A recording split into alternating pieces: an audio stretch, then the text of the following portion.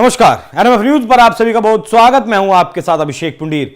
फिर से हाथों में हथकड़ी, पैरों में जंजीर, मुंह पर मास्क और फिर से दूसरी बार जिस तरीके से पहली बार अमेरिका की तरफ से भारतीयों को अवैध प्रवासियों को कहकर जो डिपोर्ट किए गए थे 104 लोग, जो आप बीती उन्होंने बताई थी कि उनके हाथों में जंजीर बंधी थी, पैरों में बेड़ियां थी, खाने के लिए जब उन्हें दिया जाता था तब भी उनके हाथों को नहीं खोला जाता था, वॉशरूम जब उन्हें भेजा जाता था तब भी उनके हाथों को पैरों को नहीं खोला जाता था। 35 घंटे का वो सफर करके हिंदुस्तान आए थे, उसके बारे में सरकार की बहुत सारी आलोचना हुई थी। लेकिन अब एक बार फिर से अमेरिका की तरफ से 120 भारतीय नागरिकों को डिपोर्ट किया गया है और यहां भी तस्वीर नहीं बदली है। जो तस्वीर, ये तस्वीर पहली ही है। जिस तरीके की ये तस्वीर पहली तस्वीर आई थी वही तस्वीर फिर आई है, मतलब वही काम अमेरिका ने फिर किया है। तो लोग सवाल उठा रहे हैं कि भारतीय प्रधानमंत्री नरेंद्र मोदी अमेरिकी राष्ट्रपति ट्रंप से मुलाकात करके आए हैं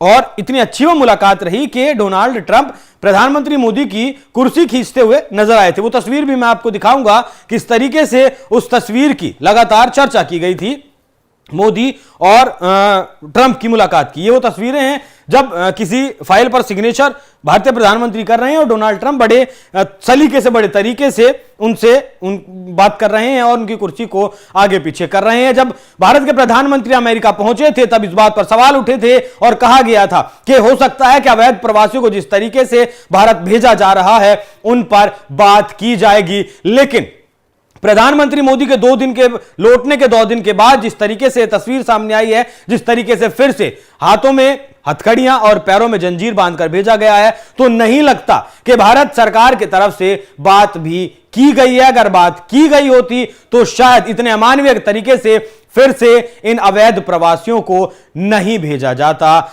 हालांकि जब पूछा गया सरकार से, पिछली बार सवाल पूछे गए तो सरकार की तरफ से एक आंकड़ा दिया गया। सदन में जयशंकर साहब ने कहा था कि ये कोई पहली बार नहीं है और इस तरीके से ये अमेरिका का अपना एक कानून है, अमेरिका इसी तरीके से काम करता है। और उन्होंने एक आंकड़ा दिया था कि साल 2011 में 597 लोग वापस आए, साल 2012 में 530 आए, 13 में 515 आए, 14 में 591 लोग वापस भेजे गए, 16 में 1303, 17 में 1024, 18 में 1080, 19 में 2042 लोग भेजे गए थे, 20 में 1889, 21 में 805, 22 में 862, 23 में 2023 में 670, 2024 में 1368, 2025 में 104 पहली जो खेप भेजी गई थी और दूसरी खेप 120 लोगों की आई है।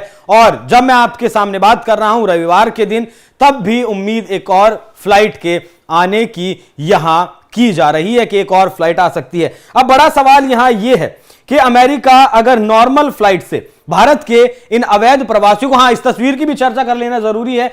इस बार शशि थरूर का भी एक ट्वीट सामने आया था जिसमें उन्होंने कहा था कि ये पहली बार नहीं है, ऐसा पहली बार नहीं हुआ कि अमेरिका से अवैध प्रवासियों को निर्वासित किया गया, लेकिन उन्हें हथकड़ी लगाकर जिस तरीके से मिलिट्री प्लेन में वापस भारत भेजा गया वो अमानवीय है, वो अपराधी नहीं है। भारत को कहना चाहिए कि ये उचित नहीं है। इसी पर मैं आपको एक बात बता दूं कि अगर अमेरिका चाहे तो अपनी नॉर्मल फ्लाइट से, नॉर्मल प्लेन से इन लोगों को भेज सकता है और नॉर्मल फ्लाइट से अगर वो अमेरिका भेजता है तो एक फ्लाइट का खर्चा लगभग 1 करोड़ रुपए आएगा। लेकिन अमेरिका अपने C-17 से इन लोगों को भेज रहा है जिसका एक चक्कर लगाने का जो खर्चा है वो लगभग 6 करोड़ है। तो अमेरिका दिखाना क्या चाहता है? अमेरिका एक सख्त नजर या फिर सख्त संदेश देना चाहता है। जिस तरीके से उसकी आर्मी लेकर आ रही है हिंदुस्तान के लोगों को और 1 करोड़ के बजाय जिस तरीके से 6 करोड़ का खर्चा किया जा रहा है, लगभग 18,000 लोगों को अमेरिका वापस भेजने वाला है। कब तक ये लोग वापस आएंगे, लंबी प्रक्रिया है। और लगभग आंकड़ा जो मिलता है वो ऐसा मिलता है कि लगभग 7.25 लाख अवैध भारतीय फिलहाल अमेरिका में रह रहे हैं। वो कनाडा के बॉर्डर से गए हों या फिर मैक्सिको के बॉर्डर से गए हों। ट्रंप ने जैसी शपथ ली थी वैसी मैक्सिको की जो उसकी सीमा है अमेरिका की, उन पर इमरजेंसी घोषित कर दी थी। उससे पहले ही इन 18,000 लोगों की सूची लगातार उनकी एजेंसियों ने तैयार की थी। तो लोग सवाल यहां यह भी उठा रहे हैं कि मोदी जी को जो तोहफा भेजा था वो देश को पसंद नहीं आया है और देश को यह पसंद क्यों नहीं आया है वो भी समझ लीजिए। और अगर बात नहीं की गई तो क्यों नहीं की गई? ऐसा बताया जाता है कि लगभग 10 लाख 10 लाख करोड़ का भारत व्यापार करता है अमेरिका के साथ, अब तक का जो आंकड़ा था। लेकिन इस मुलाकात के बाद ऐसा अंदाजा लगाया जा रहा है कि 500 बिलियन डॉलर तक भारत का जो व्यापार है 2030 तक वो पहुंच सकता है। मतलब आने वाले 5 साल में भारत अपना जो व्यापार है अमेरिका के साथ वो लगभग 7 से 8 गुना तक और ज्यादा बढ़ा लेगा। क्या इसीलिए या फिर इसलिए कि हम रशिया से अपने सैन्य साजो सामान खरीदते हैं, हम फ्रांस से अपने सैन्य साजो सामान खरीदते हैं, और फिलहाल जो अमेरिका का 5th generation F-35 fighter jet है, अमेरिका चाहता है कि हिंदुस्तान उसे खरीदे, क्योंकि सेना के आंकड़ों के मुताबिक लगभग 246 लड़ाकू विमान अभी भी भारतीय सेना को चाहिए। लगभग शायद 21 स्क्वाड्रन चाहिए और एक स्क्वाड्रन में लगभग 46 प्लेन्स शामिल होते हैं। इससे पहले हमने राफेल मंगाए थे फ्रांस से। तो अभी हमारे यहां बेंगलुरु में एक आयोजन किया गया जिसमें अमेरिका ने भी अपना F-35 उड़ाकर दिखाया, रशिया ने भी अपना सुखोई 57 उड़ाकर दिखाया, फ्रांस ने भी अपना राफेल एक तरफ से एक बार फिर से उड़ाकर दिखाया। अब यहां गौर ये बात कर लीजिए कि F-35 जो अमेरिका का है उसकी आलोचना खुद एलन मस्क कई बार कर चुके हैं, जिसकी कीमत अगर भारत उसे खरीदता है तो लगभग 900 करोड़ रुपए का वो भारत को मिलेगा, और इसका 900 करोड़ रुपए की इसकी कीमत है F-35 की। अगर इसे उड़ाते हैं नहीं उड़ाते हैं फिर भी लगभग 63 करोड़ का खर्चा इसके रखरखाव में आएगा, और अगर एक घंटा ये उड़ान भरता है तो लगभग 36 लाख रुपए का इसमें खर्चा है। मतलब 36 लाख रुपए का तेल ये खा जाएगा। मतलब एक सफेद हाथी मान लीजिए कि अगर आप कुछ नहीं कर सकते, जितना मुश्किल हाथी को पालना होता है ठीक वैसे ही इसे भी पालना होगा।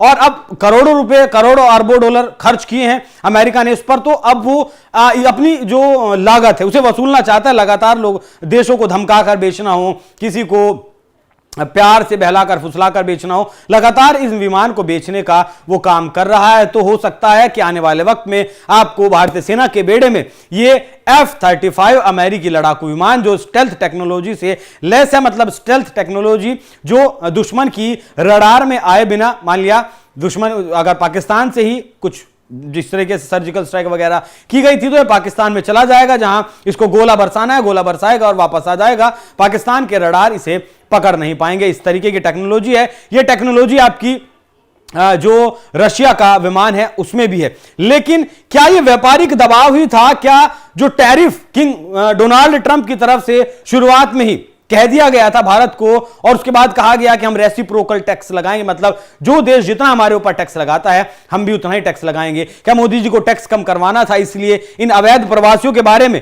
प्रधानमंत्री बात नहीं कर सके? और अगर बात की थी तो फिर उसके बावजूद भी ये लोग इस हालत में कैसे आए? जिस तरीके से पहले हाथों में हथकड़ियां थी, पैरों में जंजीर थी, फिर दोबारा अगर बात करती भारत सरकार तो उम्मीद है कि इस हालत में वो नहीं आते। क्या फिर भारत सरकार, दूसरा सवाल यह भी है कि भारत सरकार जिस तरीके से और देश अपने लोगों को, शायद कोलंबिया उस देश का नाम है जिस देश के अवैध नागरिकों को, माफ कीजिएगा मुझे एग्जैक्ट याद नहीं है, तो इस तरीके से उन्हें भेजा गया था, उस देश ने अपने यहां अमेरिकी प्लेन को उतरने की इजाजत नहीं दी। अमेरिका के 2 प्लेन वापस अमेरिका लौट गए। उसके बाद उस देश ने अपने 2 जहाज भेजे, अपने नागरिकों को वो लेकर आया, उनका स्वागत किया। तो क्या भारत सरकार वैसा नहीं कर सकती? क्या भारत सरकार अपनी फ्लाइटें नहीं भेज सकती? और अगर अपनी फ्लाइटें नहीं भी भेज सकती तो क्या अमेरिका से इस बारे में बात नहीं कर सकती कि इनके हाथों में हथकड़ियां और पैरों में जंजीर बांधकर ना भेजा जाए? मानवता के नाते, नैतिकता के नाते